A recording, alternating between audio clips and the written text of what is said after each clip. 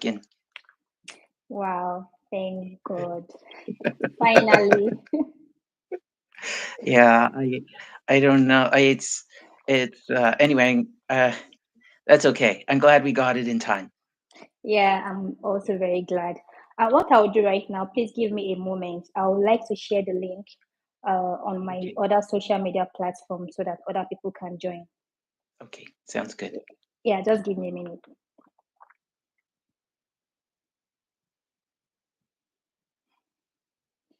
All right.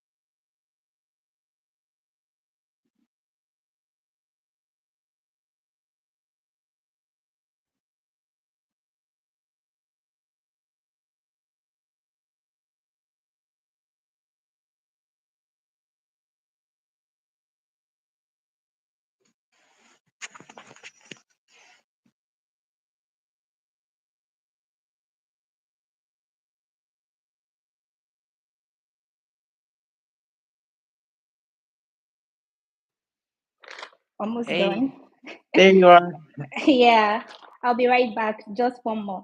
Absolutely. You take your time. All right.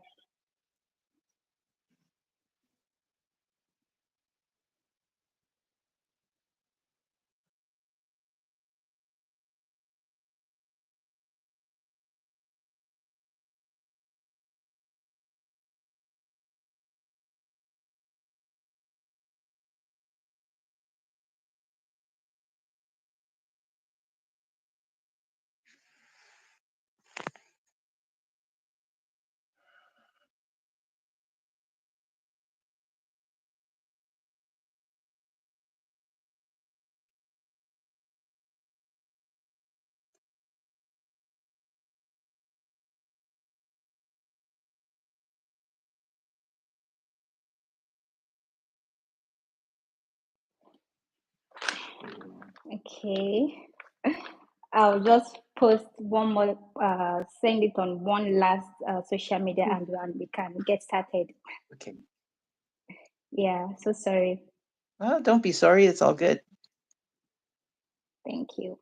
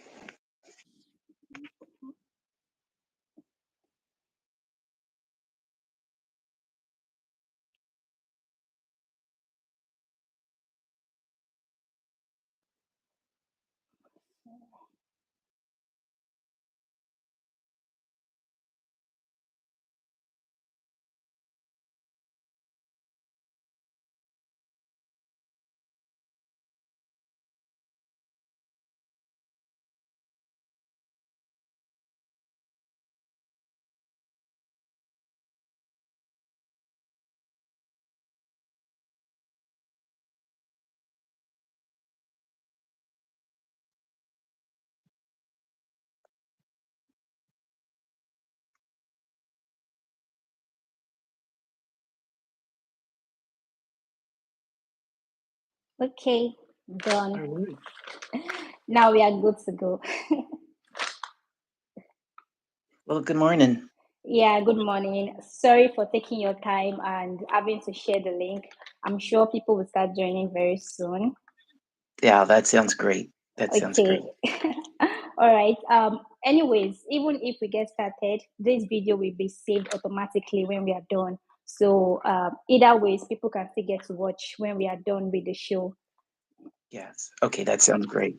Okay, so before we get started, I would just like to officially welcome everyone that is joining us on this live stream today.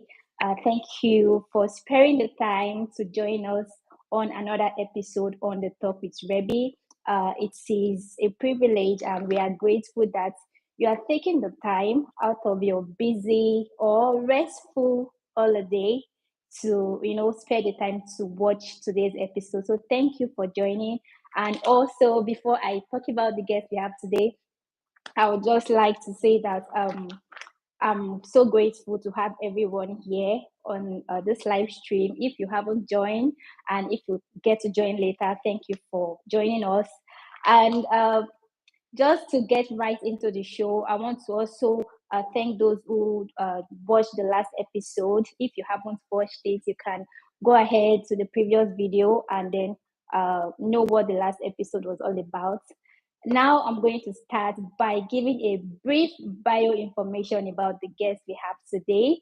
And all right, so the guest we have today on the Talk with Rebby, he is a professor, the professor of Bachelor's of Public Relations in Humber College in Toronto, Canada.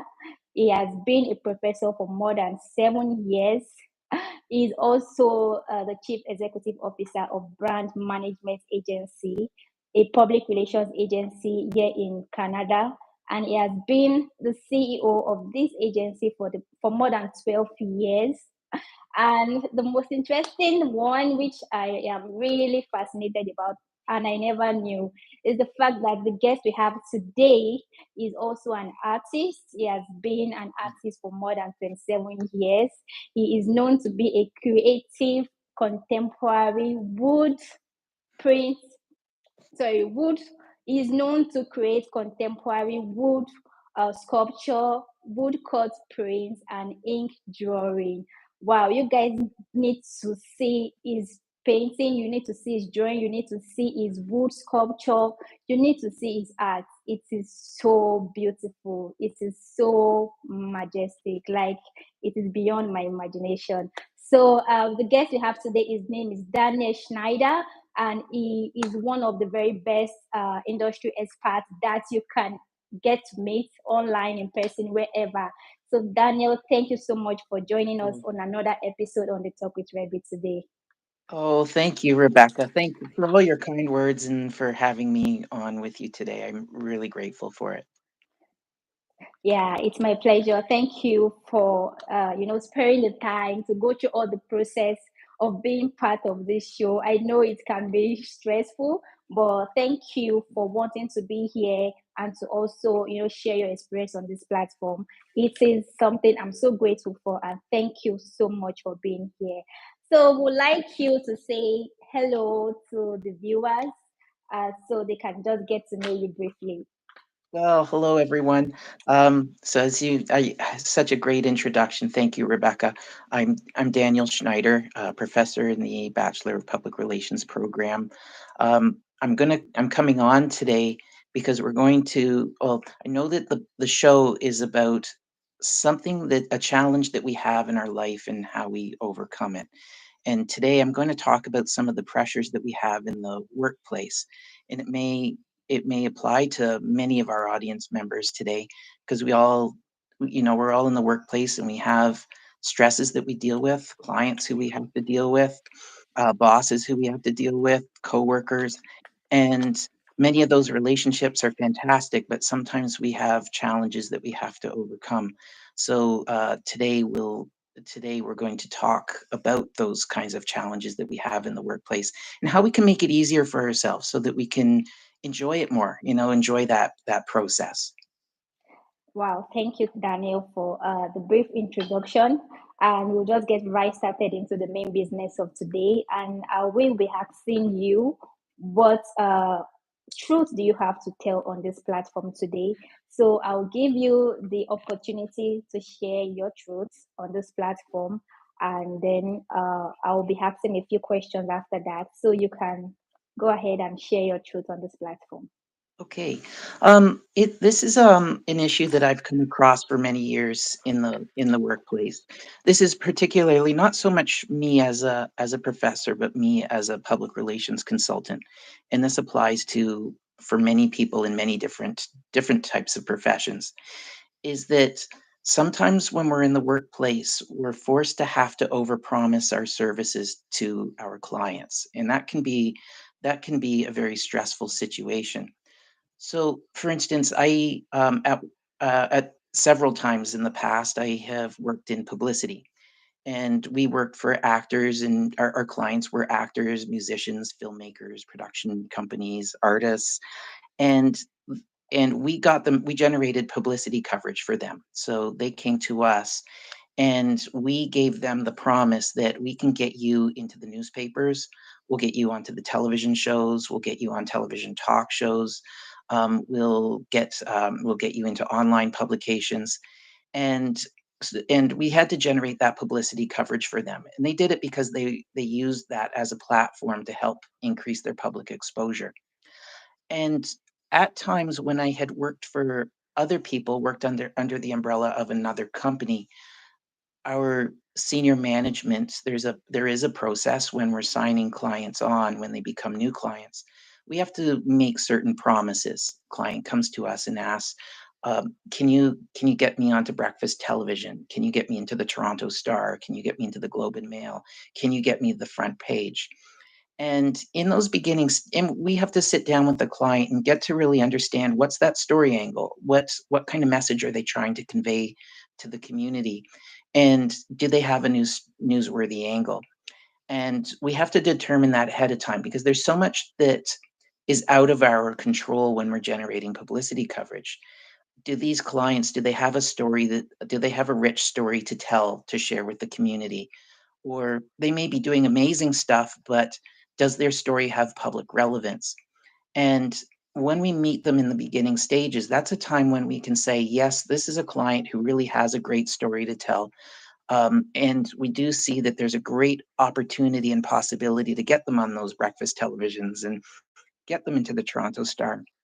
And sometimes we would meet with clients who, or potential clients at that time, who may be doing some amazing things, but may not quite have that relevant story to tell, may not have that that public relevance.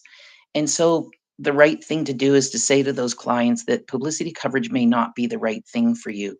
We fear that you'll be wasting your money with us because we would need to build need to build a stronger news story for you. Maybe there are other ways that you can promote yourself. Maybe you can do advertising, or maybe you can do some other type of communication. And it's important to have that conversation with them. Here's where the difficult thing is, though, is that sometimes the senior management of the company will not even worry about differentiating between the two because they know that they want the client, they want to land the client. So senior management will say, no problem, we'll get you on breakfast television. No thought has gone into, is the person relevant in terms of a news story angle? Does will is there a good chance that we can get the person onto breakfast television? Is there a good chance that we can get them into the Globe and Mail? And it's not always the case.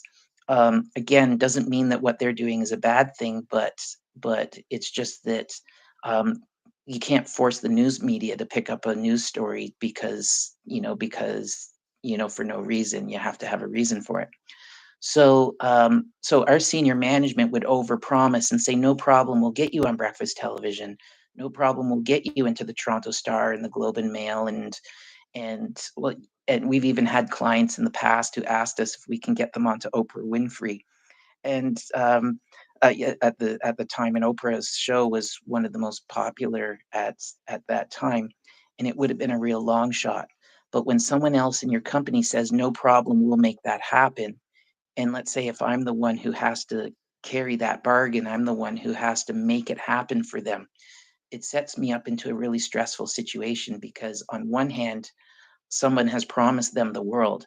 At the same time, I know that there are limitations, and the chances are I may not be able to achieve that. I may not be able to get success for that.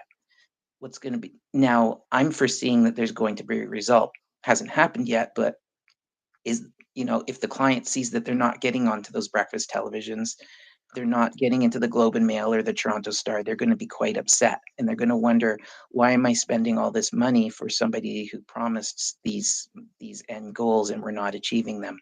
So that's the situation that we're in sometimes. Other times, though, when I started to manage my own company, I had the opposite problem. I would have a potential client coming in, and I could foresee that they may not, and I had to generate publicity coverage, but I may see that they may not be able to get publicity coverage very easily. Again, they may not have that news hook, that story angle. They may be other ways to get their word out, but publicity coverage wasn't it. So what I did was I was open and honest with them, and I told them, this is a long shot. This is going to be a real tough sell from the standpoint of the news media. It's going to be difficult to get you success. And I probably lost a lot of clients or didn't get a lot of clients because I was so hesitant at the beginning. I feel like I was doing the right thing, the ethical thing. We have to do what we think is going to be ethical, but at the same time, there were times when there were some great clients who I may have missed out on because I was being so hesitant at the beginning. Wow. That's something that I believe most organizations make such mistakes, and this is specific to you. You experience work related stress based on the fact that your organization has to meet up with a particular target, and that target is beyond achievable. It is not achievable because uh, the promises the organization made is something that is not feasible, so they put most of the employees under undue stress to achieve that particular goal. So having to hear your story and how you experience work related stress based on the fact that you have to meet up to a certain expectation that your managers require you to meet up to based on the promises they've made to the clients. It's something that not only public relations agency experience this, but other companies as well, whereby they visualize some projects, they work on some plans that are not feasible at the moment, either because of the financial implication or because of the condition of the weather or the general situation of the world at large.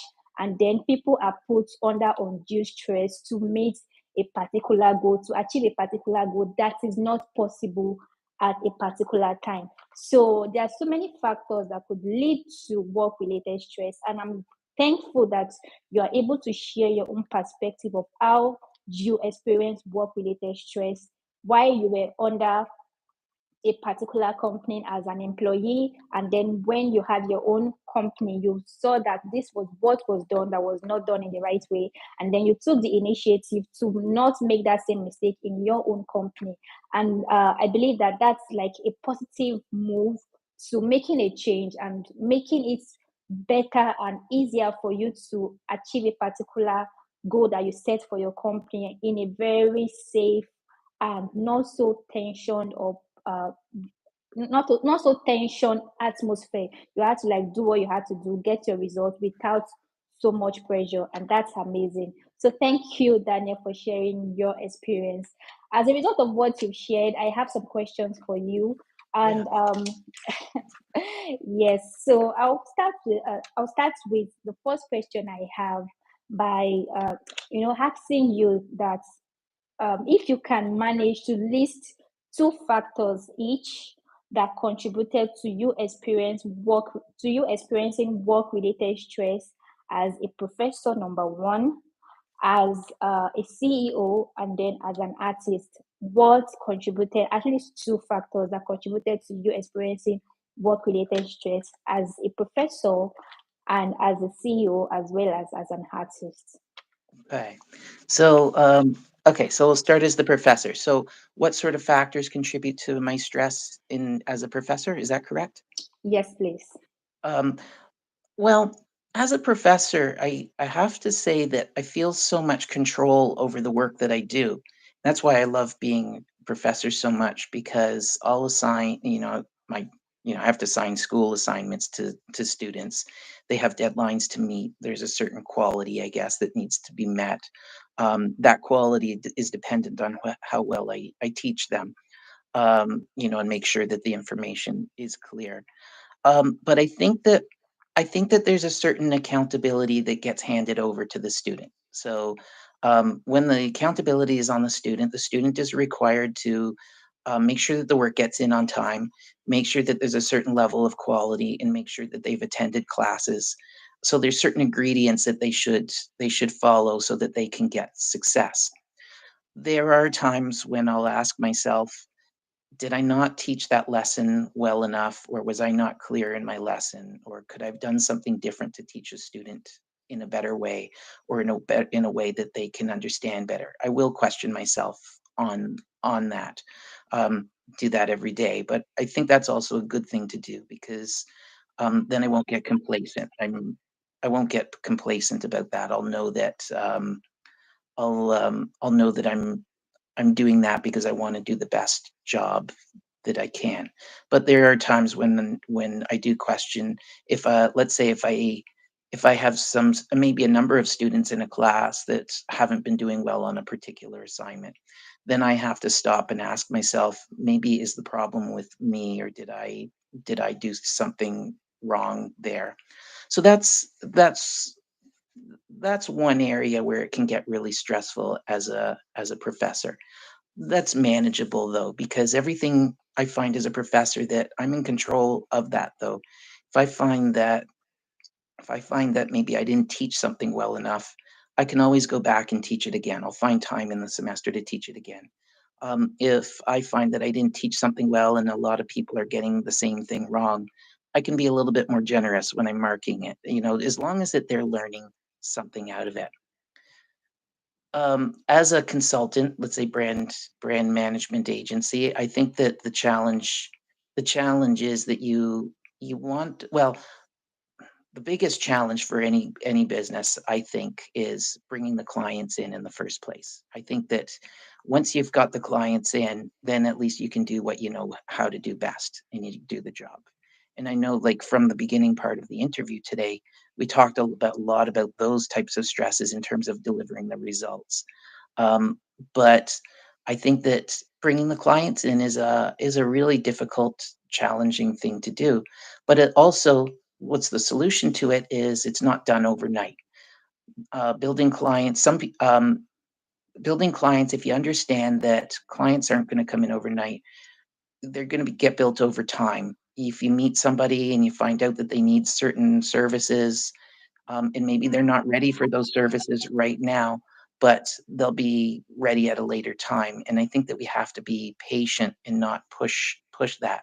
And I think that if we can understand bringing in clients as a long-term goal, or as a building it up over a longer period of time where we're not pressuring them, then I think that that's really I think that that's the way to approach it. That takes a lot of the stress off of that. Okay.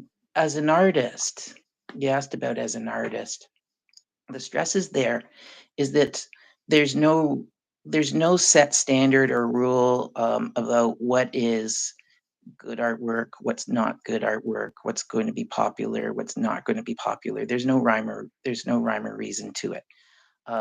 You gotta, and I think the solution there is you really just have to do what you want to do. You can't sit there worrying about if you're going to sell the next piece or not, because there're going to be some artwork that you do that is going to be great. And even if, let's call great as a loose term, if you do a great piece, it may mean that some people think it's great and other people may not connect with it. And you have to accept that. You may do some pieces that I may do some pieces that I don't think are my favorite, or they're not so great. But for some reason, somebody else thinks that it's great.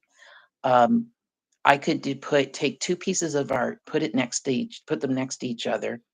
They look almost alike with slight differences, and you could get a bunch of people to look at it, and some people will say, "I like one better than the other," or "I like the other better than the first one." And I don't think anybody will ever agree on, anyone will ever agree on which is which. So it can be quite, when you're thinking about, is my time valuable that I'm putting into this, and is it worthwhile, and is it fulfilling? It can be really challenging because you are thinking about, well, am I connecting with it, and are other people connecting with it? And it really makes us question that.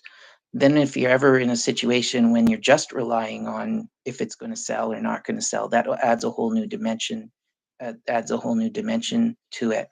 So the work that you the work that you sell, usually I've found, is that I know that I'm on a tight deadline, that I have some artwork that needs to get done for an art gallery that I work with, and I need to just get it in there. And on one hand, that's a blessing because I'm not pining over or worrying about if the work is good or not. I know what they need. I'm going to send it in. But that's probably not the most creative work that I'm going to do. When I'm doing the work on my own and not worrying about what somebody else is going to think about it, that's sometimes when you're really tapping into the most interesting creativity. Like, that's some of the great stuff that you're creating when you're not worrying about what people are going to think.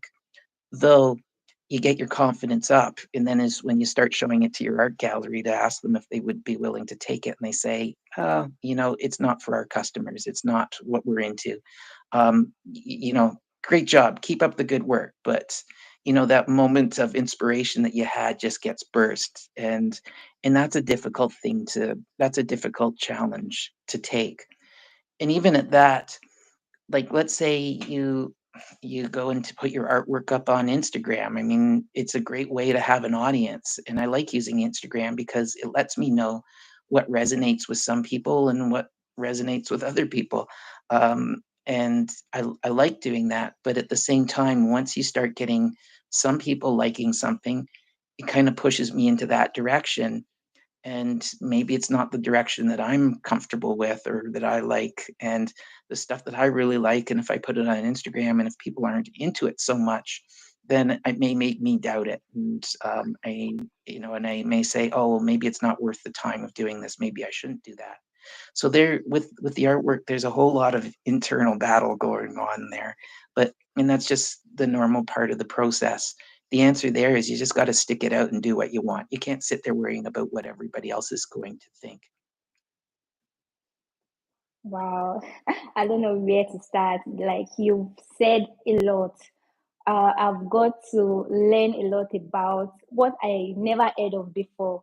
Because first thing first, you started with your challenge as a professor, and to me, being a student for some couple of years as an undergraduate, and then having to go through a series of studies, I never knew or thought that professors actually go through challenges in their workplace, because I feel like they know everything and they come Um, in as you know the almighty, and then just you know dish out the lessons, and then that's it. But you are lighting the fact that even as a professor, you worry about the fact that are you doing like what you are meant to do by imparting the right knowledge, and the fact that you are worried about the fact that as students actually getting what you are teaching them, which is something I never knew some professors worry about. And it's amazing to find out that you actually do care if your students are learning from what you are teaching them, if they are getting the right knowledge required for them to be experts in that particular course or field that they are in. And then you also spoke about your challenge as a consultant, as the CEO of your agency, getting the clients. And that's like the most important thing. Getting the clients means getting the money, bringing in the money into the organization, getting them to trust the organization, and keeping them, getting their loyalty. Those are very difficult tasks to take. And you having to go through that and pull through that particular you know causes of stress in your workplace. That's amazing. And then you spoke about being an artist, what actually stressed you out, causes work related stress as an artist was the fact that you, whenever you are placed under pressure on a particular kind of design, that's where like your creativity is limited. But when you have the freedom, to just explore your creativity at your own pace and do what you are comfortable with, that's when your creativity is at its highest, and that's when you bring out the most beautiful piece. And I think that's similar to what creatives experience. Most creatives just need time to be themselves and just create whatever, even if it seems to be something that is not meaningful from the beginning. At the end of it all, it will all make sense, and then you get to see the vision of what has been in the head of the creative, like from the very beginning. So I believe that most creative really need time to just be themselves and not worry about what people think. Like what you said when you put it on Instagram, you kind of think that people are not resonating with what you put out there. And I think these stresses, these factors you've highlighted as a professor, as a CEO, and as an artist is something that most people can resonate with, because one way or the other we've experienced stresses like this in our businesses, in our profession and whatnot. So I would like to I'll continue with the next question, which brings me to the fact that how were you able to what did you do to deal with this work related stress, even as a professor? Like what did you do to ensure that you were able to manage this stress and not let it affect you mentally and emotionally and then physically as well? So what did you do to manage this stress? Right. Now, to manage the stress or to solve the situations? Yeah, it's the same question, to manage Okay. and solve. Then we'll go to the results you Okay. got at the end of the day. Okay, makes sense. So let's start with the professor. Let's start with the professor and sit stuff. And suppose my concern is, am I teaching the students well enough? Was there something unclear when I delivered the information, or was I unclear about a particular deadline? I think the solution there is look at the quality of the work of one student and look at the quality of work from the other students. One thing is that if I see some students doing excellent and some students struggling and some students in the middle, I'll know that I'm on the right track, because that's just the normal ebb and flow of how things go. Um, if I see that even the really strong, like every class has students who who may do, every student is strong, but some students really score high academic results. And if I see that a student who typically does well on assignment is struggling with something, I'll probably know that there's something going on. Best thing to do is just ask the students, survey them, ask them, what did you learn from this assignment, or how did you feel doing it, or what were some difficult points in when you were doing the assignment, what parts were not clear. Then we can just do a class review and go over it. And there's always a solution. There's always a solution that maybe I can always go back and bump a mark up if I needed to, if I felt that it was warranted.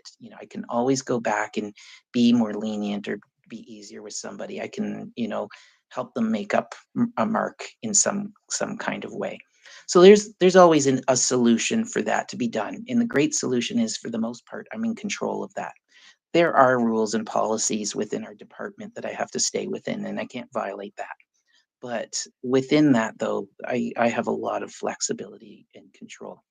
In terms of, let's say, just suppose I have a student who, maybe, just for instance, suppose I had a student who wasn't honest with me about something. And in that moment, maybe about that they didn't know when a deadline was, or they had an excuse of why they didn't meet the deadline. And the temptation is that I could get stressed out or I could get upset for the fact that I feel like somebody wasn't being completely honest with me. But at the same time, and this is the trick, and this is just over time, and I'm by no means am I perfect at it, is that we need to step aside from that and understand that the student may have a reason for doing that. They go into survival mode. and they need to pull a measure for whatever reason because they're in a difficult situation that they need to get out of. And I think that if I'm really centered and if I can really think about what needs to get done, I can ask. I really need to find out without getting too personal with a student or knowing too much what's going on in their life. I need to find out what's going on because maybe there's a bigger reason why that's happening. Who knows what's going on in a student's life? I only see them when they're in the classroom and maybe when they email me or meet me for office hours. But it's really important for me to have a little bit of empathy for what they're experiencing. Um, so, in terms of, let's say, we're going to go over to brand management Yeah, agency yeah. now. Um, Forgive me, I got onto that and I lost track of. Throw the question Okay, just again okay. because I feel like I may have taken myself on a tangent for a second. No, it's okay. It's okay. So you've already spoken about how you were able to deal with work-related stress as a professor. Now you are about to speak about how you were able to deal with work-related stress as a consultant, as a CEO of a brand management agency. Okay, thanks. Okay, good, good. I was on the right track then. Okay. So the with as a consultant, the I'd say the first line of action is if I'm in a situation that I'm concerned, if I'm concerned about the quality of work that I'm doing, if I feel like I can't achieve a certain result for a particular client, then what I need to do is have a heart to heart with the client. I need to have a good close conversation with that person. Let them know this is what I'm trying to work with. This is what's been successful. Always, tell the positive stuff. But this is the stuff. Here are the elements or the areas that we're experiencing some difficult with. But try to have a solution for it. But this is what we're going to try now, or this is what we're going to do.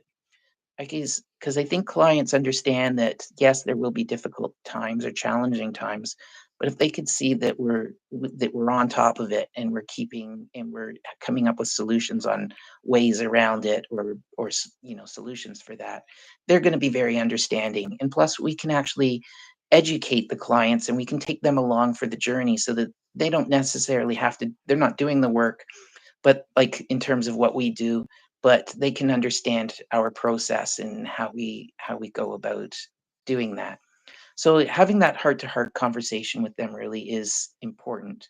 And sending them regular updates so that don't leave a client waiting for days or months or weeks for that matter, wondering what's going on. Because if nothing's going on and you figure, well, I'm not going to tell them anything, that's when problems start to happen. So by sending them regular updates, even if it's a quick, we're working on this, this is where we're at, this is where we've left off, this is where we're picking up tomorrow, those are things that the clients really appreciate.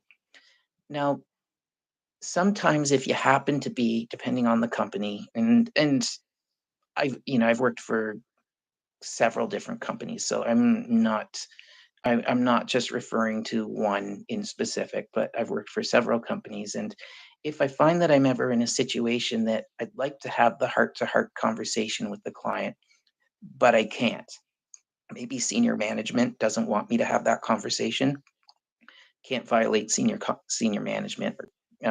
So that could be one issue there. Maybe senior management's okay with me having that conversation, but maybe it's the type of client who really doesn't want to hear that feedback, and the client's not open to that kind of valuable information. So in that case, then we have to do is think about what kind of value, if we can't, let's say in my case, if I can't get them publicity coverage, what kind of other value can I give them? What kind of, because they're still paying money for a service and I want to give them something that's going to be of benefit. So one thing is definitely recommendations. We can always give recommendations and teach them something and tell them if this is not working, here's a better way to success. That's one thing that we can do. But maybe there's another way. Maybe if publicity coverage isn't working, let's do social media instead. Maybe we've got more control over that because we're not waiting on if a news reporter is going to say, yes, we're going to run the news story. No, we're not going to. Or yes, I'd like to, but not now. We don't have any of that standing in the way. So maybe maybe the solution there is let's go for a different avenue. Or maybe we'll say to the client, you know what, advertising is a better way to help you get the word out. So let's bring them other solutions that we could work with. Like one client that I had at one time, and this was under brand management agency. Um, the client wanted publicity coverage. And I was trying and trying and trying. Actually, let me rephrase. The client wanted publicity coverage in Mexico, and I was trying and trying, and it just wasn't working. And I think I think at first the client, I told the client that this is a long shot. This is going to be really challenging for me. But the client said, let's still continue to move forward because maybe you'll figure out another way to give me value if you find that that one thing doesn't work. Sure enough, it wasn't working so great. But what I did do was I put the client in touch with and helped the client form a partnership with one of the boards of trade. That made a difference for the client. So at least by the end of the month, I felt okay and I felt good that, unfortunately, I couldn't get the publicity coverage for the client, but I was able to give the client something else of value that could be of benefit. And I think that that's a really important thing there.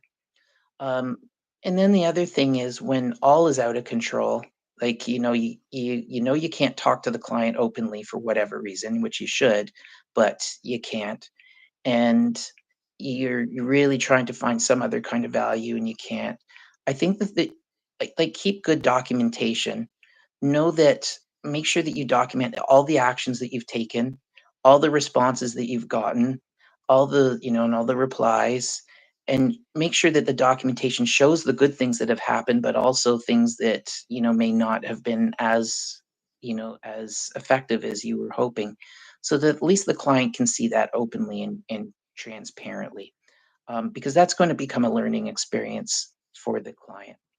And then in the end, if you're working for a company and you got clients and so much is out of your control, the best thing is to not try to control it. Just accept that it, and accept that I understand a lot of this stuff is out of my control. I'm doing my best. I can only do my best. And I'm expected, these are the actions that I'm expected to take, and I'm doing everything I can to make it happen. But if it's not, I'm going to document it and I'll just present it back. And that's the best that we can do.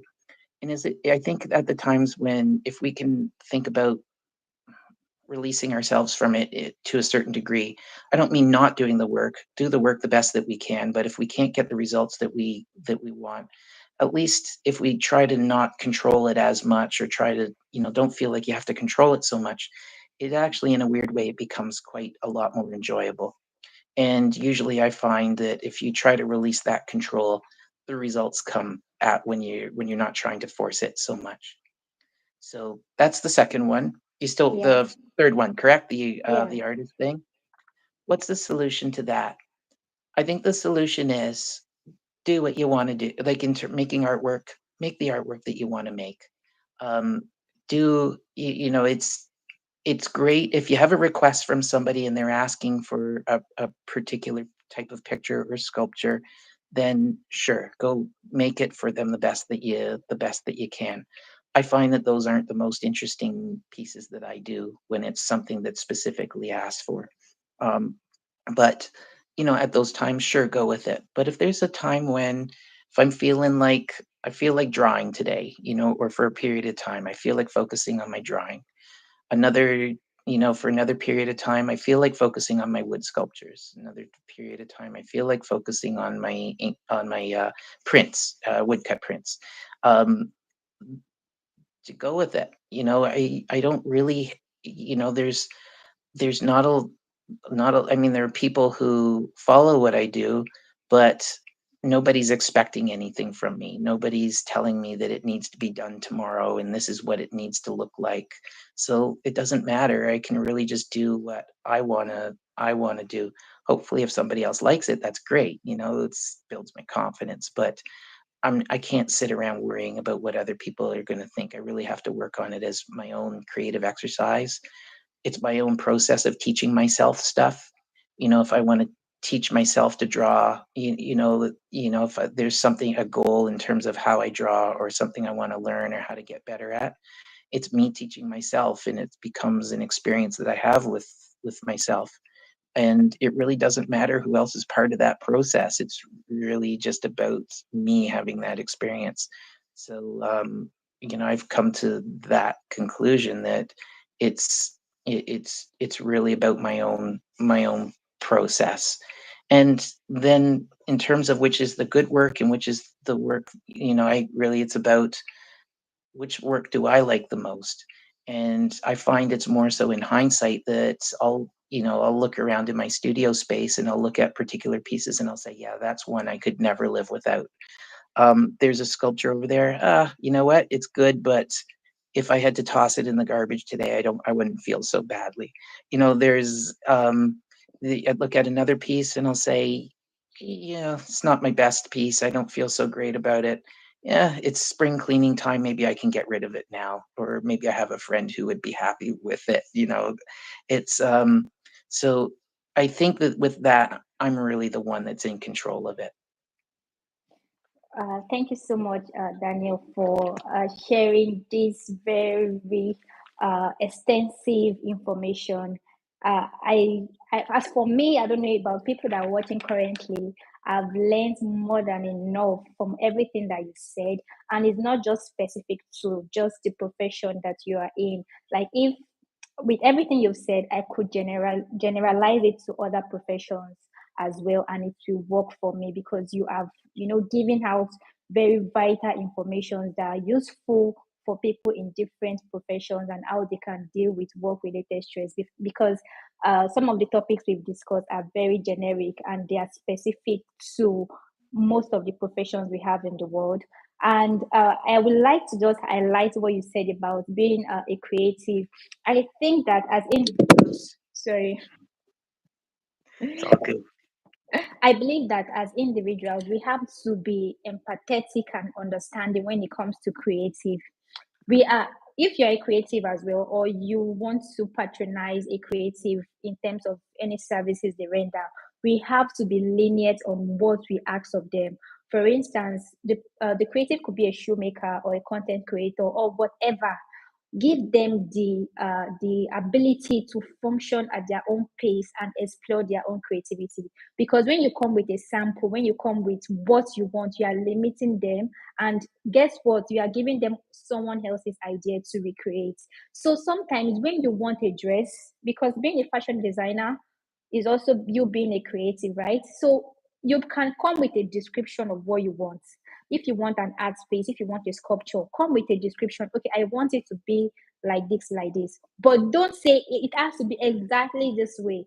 Give the creative the opportunity to explore their inner ability so that they can give you the best. Because when you are so specific and so rigid about what you want, it's undermines and limits the creative to be at their best and perform at their best. So this is a call to action to everyone. When you need a service of a creative, give them the ability to also explore their creativity. Let there be some independence whereby they could chip in their own opinion, their own ideas into whatever you want them to do for you, and that will end up being a great space because they are functioning at their own pace, working together with you to also explore their own creativity and not just follow the rules step by step exactly what you want, and then when you don't get the result that you want, you get angry or you say that they are not good at what they do. No, that's not it. They are trying to please you based on someone else's creativity, which is sometimes difficult. But when you give them the opportunity to explore at their own pace and dive into their own level of creativity from within, you might even get more than the result that you want. So that's a call to action to everyone.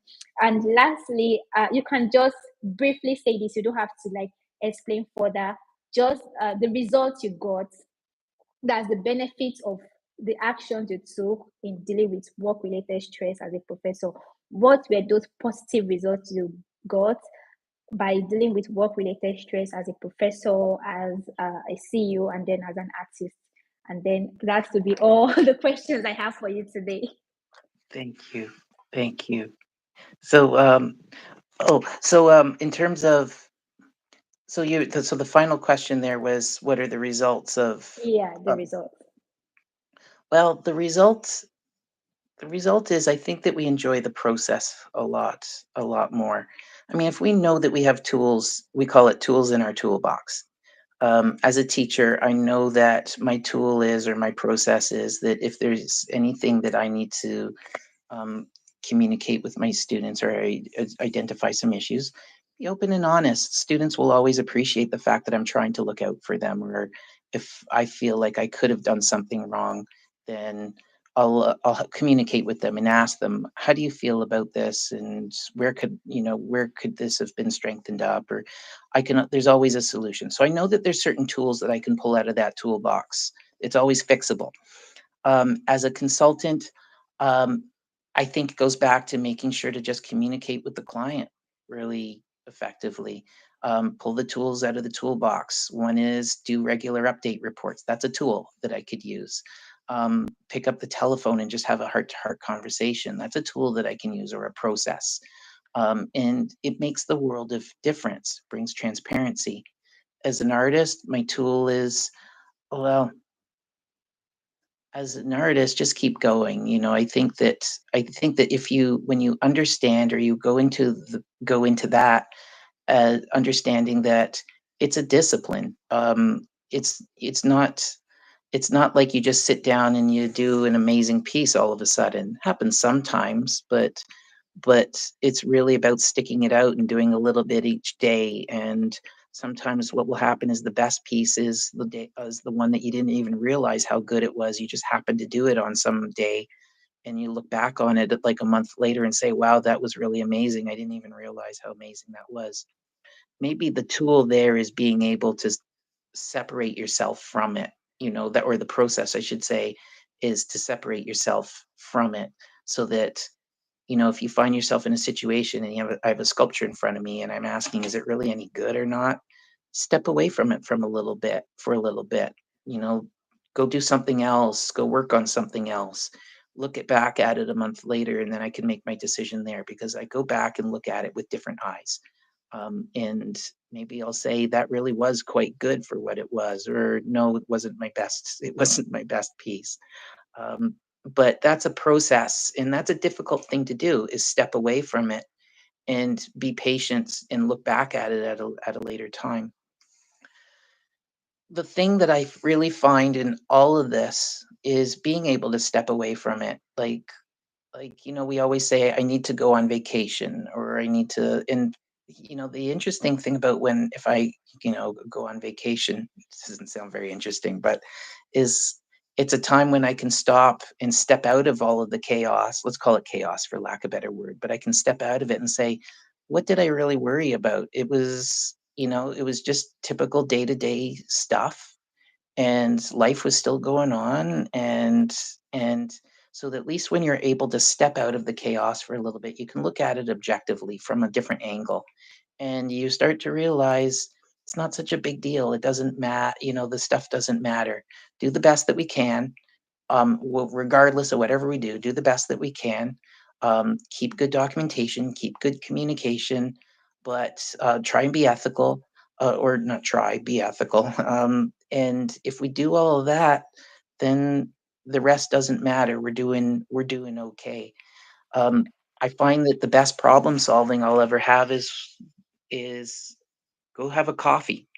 And what I mean by that is, let's say, teaching. Let's say if I'm in the office at the school, and I'm trying to figure out, I'm trying to do this lesson plan. I can't figure out how to attack this one. I'm really struggling with this one. And class is coming up. And the temptation is to keep working on it. And the more you keep working on it, the more you're going to get stumped, and the more you're going to get frustrated. But I remember one time I said, this lesson plan, I don't know what I'm going to do with it. I'm going for coffee now. So I walked over to the coffee shop, which was one off campus. So it took a little while to walk there. And by the time I had the coffee, and by the time I was walking back to the school, the solution came to me. It just did. And the lesson there, and this is a tool, or it's a process that anybody can use, is that when you've relaxed a little bit, let go of the control, let your mind go on to other things, the solutions come back to you. It's just and it's but it's hard to step away from it. Like it's really you feel this magnetic connection where it's like I'm not giving up on this until I've got the solution. But that's not the right thing to do. Ask the question, but now you gotta go do something else for a little bit. Go work on another project. Go do something nice for a few minutes. Doesn't even need to be long, 10 minutes, 15 minutes. Come back, and it's amazing how all of a sudden the solution just pops into your head. Um, it's uh, it's a great process, and it's a great thing to do, even when it's hugely chaotic. And if you think that just things are going down now, step out of there for a minute Thank or you. two. And Thank you yeah, so much, Daniel. You've covered everything. You started yeah, from the courses, and then you started from the courses of work-related stress that are specific to you, and then you went on to, share with us how you were able to take some steps in order to deal with those work-related stress specific to you as well. And then now you have, given us around about the benefits you got even while dealing with work-related stress, which is you take some time off and then you are able to get the solutions. Everything just comes back and reflects to you. And you also shared some of the solutions which you got, which was, students were comfortable in sharing their challenges with you, in being honest with you. And then, even as a CEO, your clients were more open because of the procedure you take them through. They were more open to letting you know their challenges, and you were able to earn their trust as well and earn their loyalty because they know that you also care about the result they want to achieve. And if one option doesn't work, you are ready to take another route, and then you take things slow as well. And then you spoke about the results you got as the results you got as an artist, the results you got in how you dealt with work related stress as an artist, whereby you were able to function at your own pace, and in that particular situation you are able to you know uh, create your best piece. So sometimes it's not to just look at what people think or what people say or put yourself under pressure. The solution you got was that you were able to work at your own pace, create the best piece, and then appreciate it later on, even if you think that when you make those pieces at first, you think that they are not so great, but later on you see that they are so amazing, and they end up being one of the best that you have made. So that's like probably everything we have to discuss today. thank you. And I would just like to encourage everyone that is watching this live session right now or will watch it later on to not just see this information that you have digested from this platform. Don't see it as something that is specific or tied to the profession that Professor Daniel is in. Yes, he is a professor and he is a CEO of a public relations agency, and he's also an artist. He has given us this experience based on his own specific situation. But if you generalize it, most of the steps it took in solving all of this work related stress is something you can also do as well in your own field, in your own profession. So just learn to take things slow, relax. And if you are having issues at work, speak to your manager, discuss with your manager, because one thing I've come to realize is that work related stress, when you start experiencing it, when you start experiencing that strain or tension mentally, emotionally, it goes down to affect your physical well-being. So the first places work related stress affects is your mental health, your emotional well-being, then it goes down to affecting your physical health. So in order to prevent this, try to not put so much tension on yourself, work at your own pace, know what works for you, and try to reduce stress to the barest minimum. And if you cannot do it alone, speak to your HR or your manager, because as an employee, it is not up to you to deal with work related stress. Your organization need to have a stress policy management in place, whereby they know that when they put some rules and regulation, or when they mount so much pressure on their employees, this could lead to work related stress, and it could undermine an employee from performing at their maximum level of productivity. But if managers are aware of these factors of what causes work-related stress in the lives of employees, they can curb it and deal with it so that employees can function at their best level. And the good result is that most employees will engage more in the work related activities and be more productive. Because based on my research, I've come to realize that 57% of US and Canadians are presently complaining about work related stress, and globally the population is 43% of people are dealing with work related stress, and this is affecting their life in every area. It is affecting them even at home, because parents cannot function well, they cannot perform their duties as parents because they are experiencing work related stress, and it is affecting them at home. And not just that, based on my research as well, I've come to realize that the generation that suffers most from work related stress is millennials. Out of 10, at least 5.7% of millennials are dealing with work related stress. So this is a global issue, and it calls for individuals to take initiative to reduce work related stress in their place of work. Wherever you work to earn a living is called a place of work. So identify how you can reduce work related stress. And if you need your managers to help you in doing this, please speak to them, because you matter. If you are in an organization where your opinion doesn't count, where they don't care about you, then you shouldn't be there. But if you are bold enough to speak to your manager on how they can formulate stress management policy, then everything will be good. So thank you guys for joining today's live session, and thank you, Daniel, for joining today's live session. But before we go, we usually have a light game section to just entertain the viewers and entertain you as well, because we want to get to know you. So we are going to play a brief game. I know you are in a hurry, but we are almost done. So the game we are going to play is Never Have I Ever. So I'll just ask you 5 questions. So you're just going to put 5 of your fingers up. And if you've done any of the questions I'll ask, then you put 1 finger down. If you haven't done any, you still leave your fingers up. Do you understand? Okay, so so five up. You're Yeah, gonna have to 5 up. ask a question if I've done something, Yeah, you and put one down if you've done it, and if you haven't, you leave it up. okay, got it. Yeah. So if you've done at least 2, you do one one game.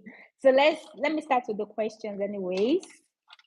So the first question, 5 fingers up. Okay. Never have I ever missed a flight. Did you get that? Yeah, I got it. I've come close, but I haven't. Okay. Never have I ever rode a motorcycle.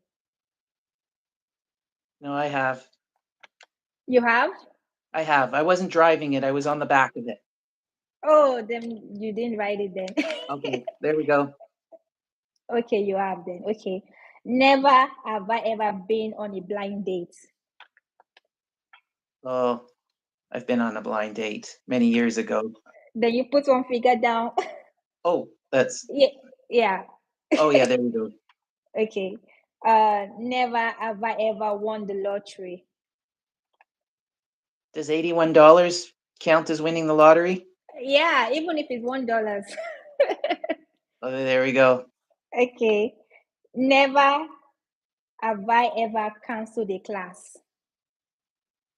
Oh, I've canceled the class. I've had to for whatever reason. Okay. Never have I ever gone on a solo vacation. Oh, I've done that too. Oh, okay. You've done almost everything. You've done everything, not even almost. Okay, so because you have done everything, we have just 2 games to play. So you're going to pick 1 to 5. Pick a number from 1 to 5, except 3, because 3 you have to do it without having to be close to your phone. So you're just going to pick a number from 1 to 5, except 3. Let's say number 1. Okay, number one. All right.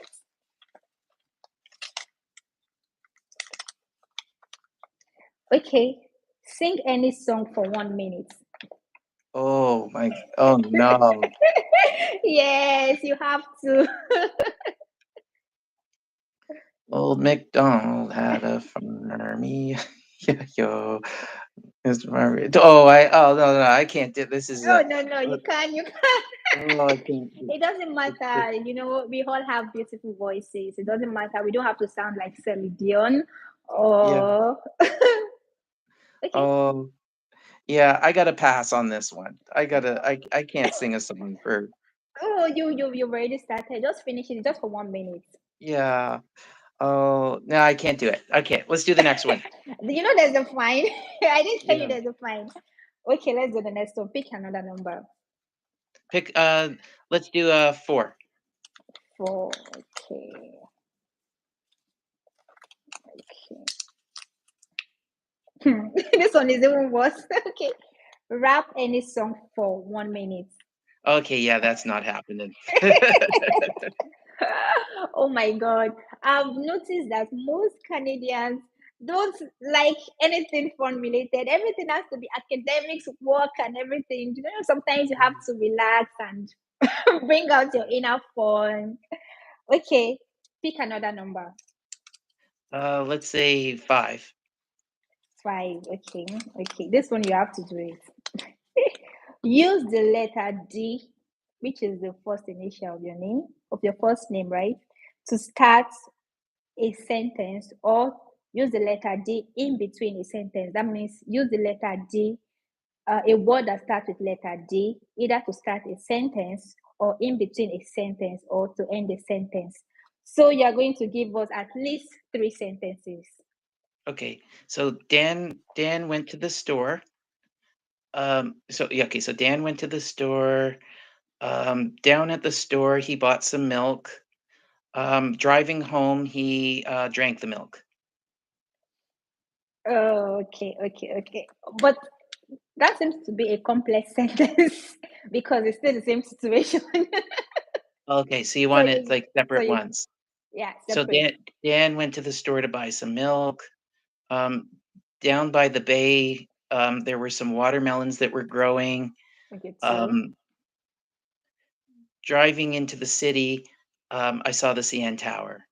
Okay, okay, okay, okay. Bravo, nice. Thank you so much for Thank you. joining this live session. And I also want to thank everyone that joined this live session today. So, guys, please, if you haven't subscribed to our YouTube channel, please subscribe to our YouTube channel and give this video a like if you actually liked everything that we discussed today. And do not forget to also share the link of this live session with your friends, with your families, and also on your social media handles. Before we go, Daniel, do you have any advice for our viewers today? Um, I I think that pretty much everything that we said is just to if we feel stressed in the workplace, then we just have to step outside of it for a few minutes to really look at it objectively and know that if we're just doing our best and if we don't try to control it so much, just have fun with it. It'll be a lot of fun. But other than that, I just want to thank you, Rebecca, for having me. I want to thank everyone in the audience for listening today. I'm just so grateful to have this opportunity. Okay, thank you so much, Daniel. And I'd also like to note that we have other social media handles. For the viewers that are watching right now, you can follow us on Instagram, on TikTok, on Twitter, and on LinkedIn as well. And you are also here on our YouTube page. Please subscribe to it. And if you would like to be a guest, you can send us an email address on. You'll see it in on any of our social media handles, our email address. Please send us an email if you'd like to be a guest. And we are open to sponsorship as well.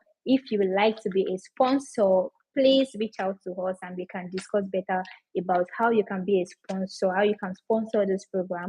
And that will be all for today. And okay, I think I'm not forgetting anything. Thank you, Daniel. And we are so happy to have you on today's episode. And Thank thank you, you. everyone, once again. So, bye for now, Bye. everyone. Thank you. Bye. Thank you.